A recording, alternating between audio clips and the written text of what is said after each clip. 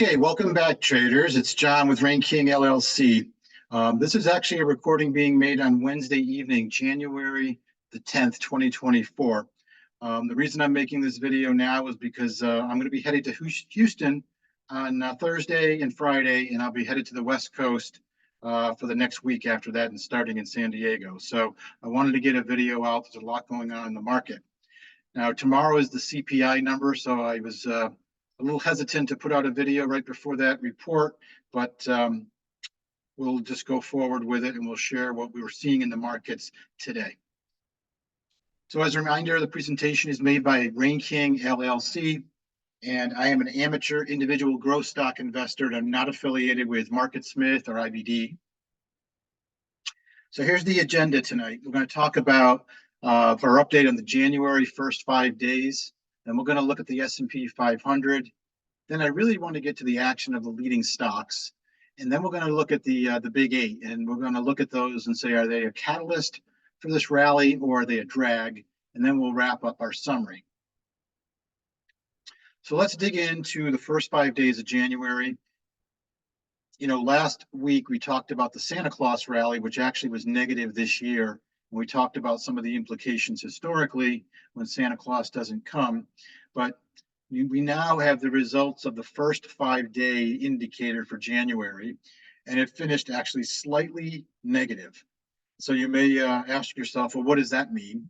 So let's look at some data from Carson Research. These are the historical first 5 days historically that were negative. You can see we were just slightly negative at 0.1%. And you can see Carson Research has tabulated what is the January results, the Q1 results, as well as the calendar year. And you can see that it's really kind of mixed. Many of these numbers, some green, some red. So I wouldn't want to read too much into it. But it does mean those first two indicators of the year have been negative slightly. So let's dig into the S&P 500 and look at the market's breadth. So this is a daily chart of the S&P 500. And, you know, we had a very, very hard sell-off to begin January, but we've been rebounding this week. And the thing that's important, I think, for me, is to really notice that the net new highs, which are in this lower panel, are still positive. I told people I generally like to look at 50 as a good level to maintain during market pullbacks. And we're just below that right now. So we're still hanging in there with new highs, which is good action. This should start to improve, though, if the market can make a new high. Now, there are people out there that are looking at the market and thinking we're just overextended and things aren't looking good. Some people are actually shorter term traders I see are looking at this little formation of possibly a little head and shoulders top in the S&P as we approach the old highs. And they are kind of saying, well, this thing could pull all the way back down to the support level that was from the July rally last year. So that's really a short-term view. I don't really subscribe to that. I think the market's in a little better shape than that. So let's look at the S&P at a little broader perspective. So this is a line chart of the S&P. Now I'm going back 2 years. You can see the old highs from November of 2021, and you can see that we're just up against them. We pulled back a little bit, which is extremely normal, but we're right up against the new highs. So I think it's actually a good place to have a little bit of a digestion, a little pullback, and then we're going to try and push here to see if we can get to some new high ground. So we'll have to play that out. Now, above us is the 5,000 kind of psychological number level in the S&P, but that's a little bit down the road. If we can get to ourselves grinding higher here, that would be really positive.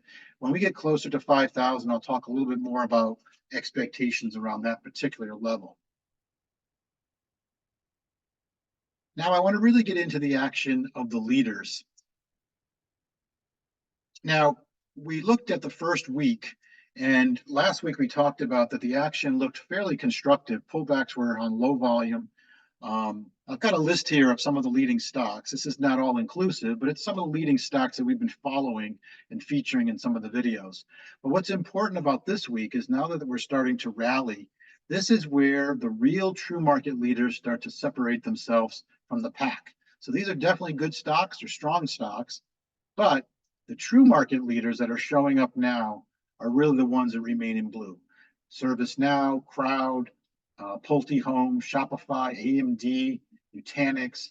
And the reason I say that these are the true market leaders is because these names have already bounced back to new highs, showing extreme relative strength. So that's really, really important. Now, many of these are going to probably rally and try to make an attempt at new highs, but these stocks are leading the leaders. So they really, really are strong. Hopefully, you're in some of those names. So let's look at a comparison of some of those leaders again. This is a little more graphic. Again, this is the NASDAQ composite in this black line that's showing, fairly benign action for the last couple of weeks, really underperforming. But again, look at the stocks of the big leadership. We got Shopify that have pushed strongly up in the last week. CrowdStrike, Nutanix is starting to really rebound to new highs. So these are really strong acting stocks. And you should be, if you're not in them, you should try to find a way into them. If you're already in them, you should be figuring out a safe way while managing your risk to add to those positions. So here's one of the real true market leaders right now. This is CrowdStrike. And I do have a position in this stock. You might recall if you went to Blue Sky, this was my power pick that I made back in November, back down in here. And it's been a real beast.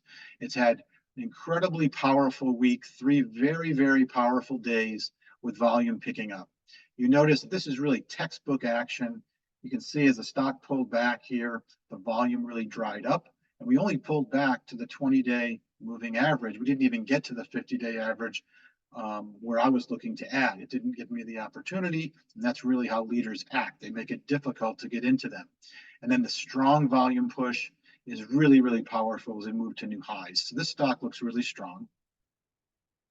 Here's another one. This is Arista Networks. Again, similar action, fairly controlled pullback to the 20-day. And you can see as things turned around, we get a range expansion. The volume picks up as we go to new highs. And this is just showing you that leaders are showing demand.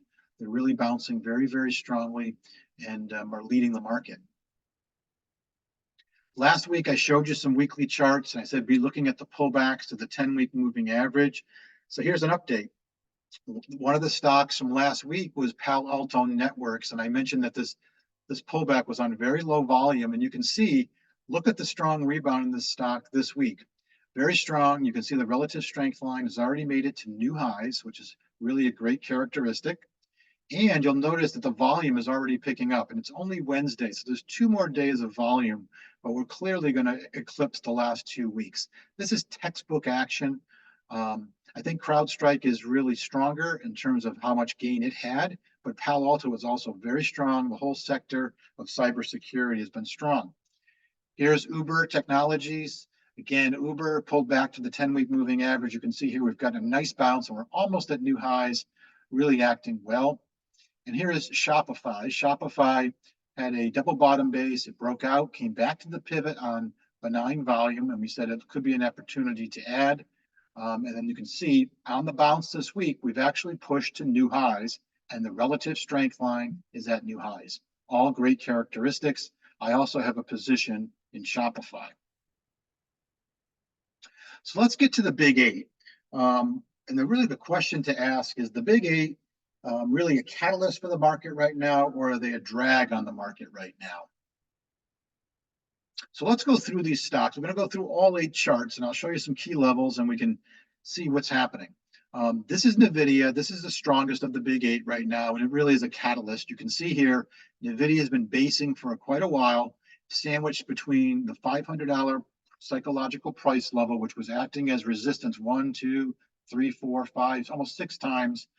And it also had its 1 trillion valuation, which acted as support 1, 2, 3 times.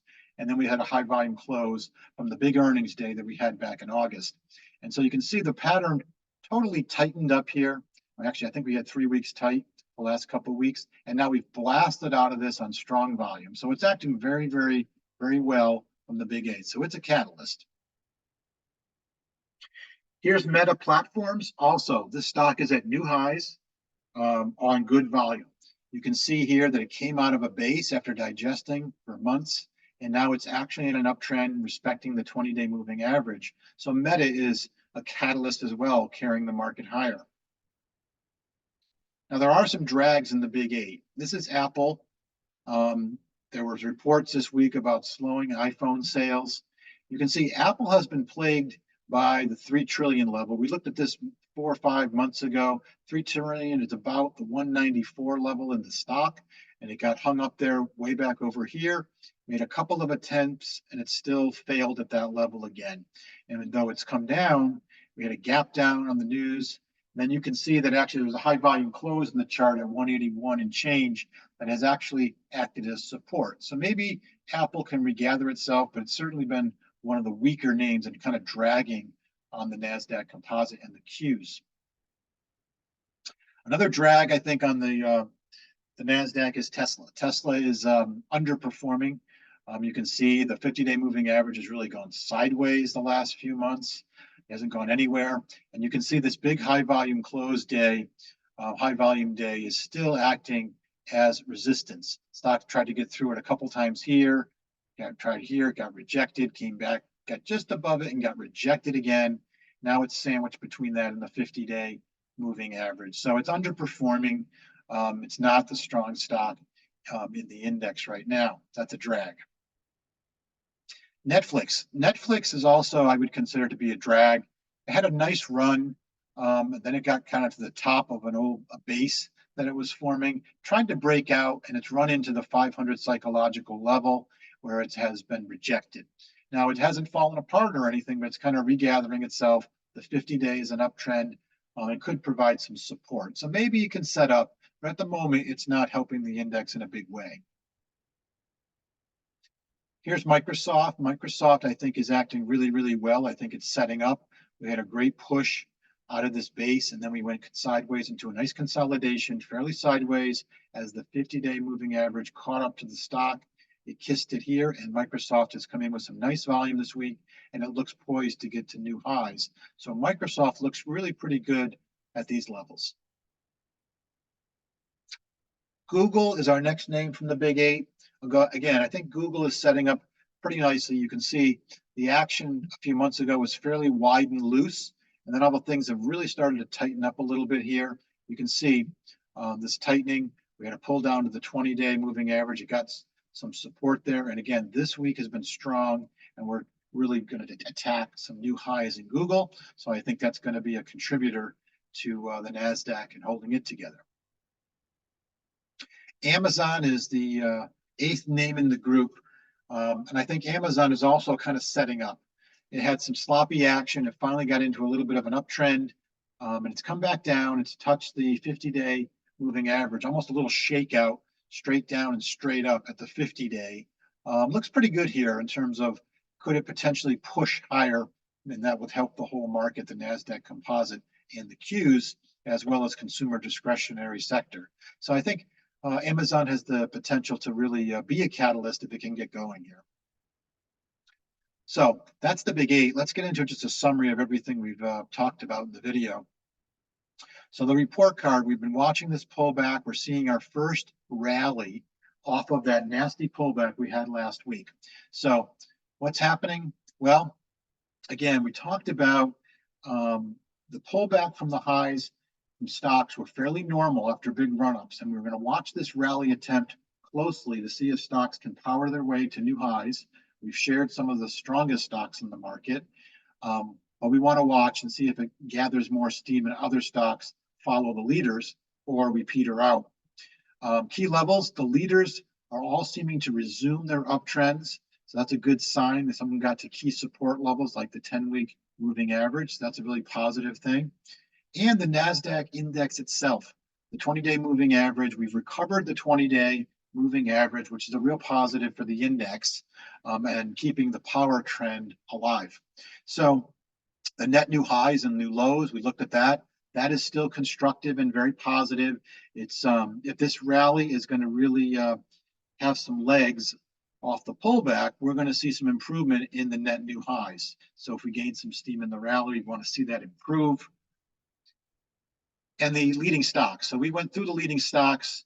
The action looks really good so far this week, but I will say it's only Wednesday. So that's a cautionary sign. We still have the CPI report tomorrow. If we get something unexpected, that might throw a wrench into things. But so far, so good. Now, the exposure levels, I think, have been notched up a little bit. Hopefully, you were able to buy some strategic pullbacks to add to some positions. I know I did. Um, Exposure levels probably between 70 and 90% seem about right to me, but you may be more aggressive or maybe you're more conservative. You got to do what's right for you and your risk tolerance. So things are working in the market. The quote of the week this week is, don't confuse brains with a bull market. So the environment is bullish right now and we're moving up and you probably have gains. It's really important to stick to your game plan. Don't get overconfident. Make sure you use stops and manage your risk. And just because you're making money doesn't mean you're any smarter than you were a year ago when you were losing money in the bear market. So the environment has changed. We want to take advantage of it, but we also need to follow our rules and use our risk controls. So that's the general market update for a special Wednesday edition. There'll be no market update on Friday, but I'll try to get one out next week. So it's January 10th, and we'll see you on the next general market update.